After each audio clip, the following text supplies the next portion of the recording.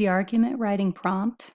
The MacArthur Foundation announced it will award $100 million to an organization that will use the money to solve a pressing social problem in a lasting and meaningful way. In the texts below, various community members expressed their views about this new MacArthur grant. Based on the collection of texts, to what extent does money influence social change? Brief synopsis. The MacArthur Foundation announced it will award $100 million to an organization that will use the money to solve a pressing social problem in a lasting and meaningful way. The New York Times, in the feature Room for Debate, encouraged different community members to respond to news of the grant. These texts are presented in alphabetical order by the author's last name. All right, this just goes to show you, side commentary here by Ms. Yorks, that rereading definitely helps comprehension.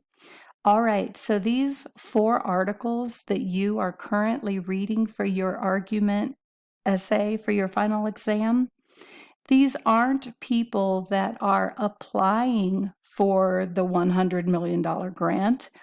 These are people that are posting their opinion about the grant itself. So if you'd already figured that out, you're a step ahead of me. Okay, so that definitely gives us a better understanding of why these people are writing these articles.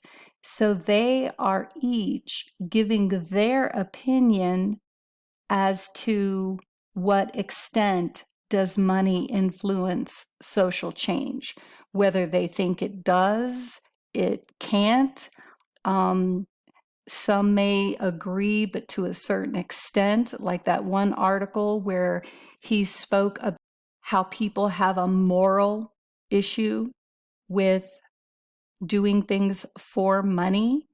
So his viewpoint is he doesn't seem to think that money can influence social change too much at this point, because a lot of people view money negatively, receiving money for doing something good.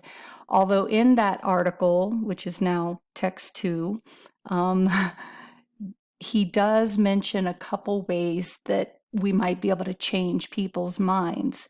But this definitely helps in that these people, now understanding these people are giving their opinions as to what they think about the grant.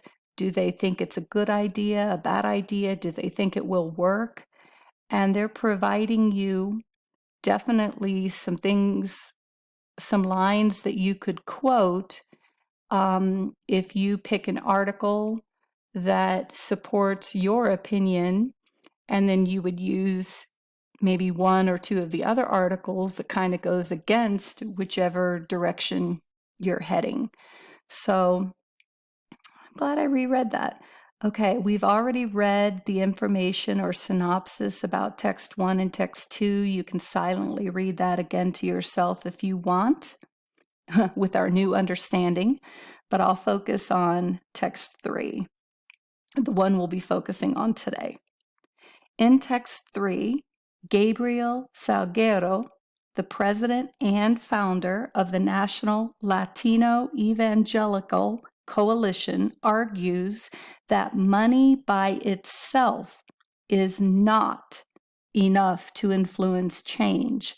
There must be a true pooling of resources to contribute to the flourishing life of both givers and receivers. All right, so we know which side of the debate this article is going to be on.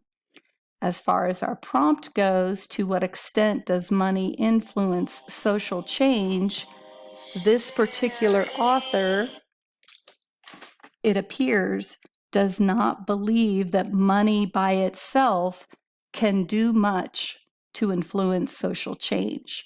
So kind of know that going in as we read this article. Text 3. Investment must be holistic to promote human flourishing. Gabriel Salguero is the president and founder of the National Latino Evangelical Coalition and a pastor at Iglesia El Calvario in Orlando, Florida. Originally published in the New York Times on June 2, 2016. Paragraph 1. Some years ago, Mark Zuckerberg invested $100 million in the Newark, New Jersey schools, and despite the generous amount of money, his goal of fixing the school system saw only modest success and plenty of setbacks. Simply stated, money by itself is not enough. That's not to say well-financed social projects can't generate widespread change, but social entrepreneurship is not just finances. It must also be matched by difficult decisions, sacrifice, and cultural change, driven by human kindness, ingenuity, and solidarity with the most vulnerable. The principle of stewardship requires a true pooling of resources to contribute to the flourishing of life of both givers and receivers. The question then can be, in what social problem can we invest $100 million to produce the cultural changes that will create real, long-standing solutions?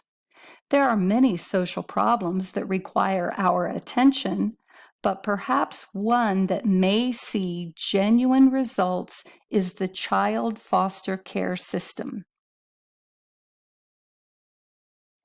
America has enough caring families and individuals to help provide competent love, care, and support for the millions of children in our foster care system.